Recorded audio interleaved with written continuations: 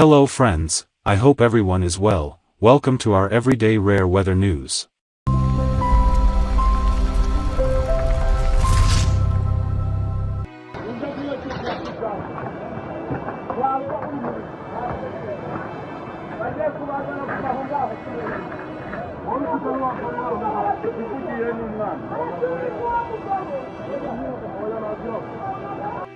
Rwanda. On Saturdaynumerous regions of the nation, the flooding has seriously damaged crops, homes, and infrastructure, forcing thousands of people to flee their homes. The death toll in the flooding in western Rwanda has gone up to 127. 6 people were also killed overnight in neighbouring Uganda, in the mountainous southwestern Kizoro district, the Uganda Red Cross said.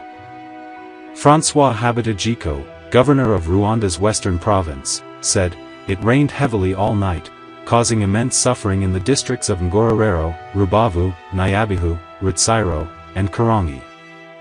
The hardest-hit districts in the province were Rutsiro, where at least 26 people died, Nyabihu with 19 killed, and Rubavu and Ngororero with 18 deaths each, he added. Many people have lost their homes and belongings, and the floods have led to the displacement of entire communities.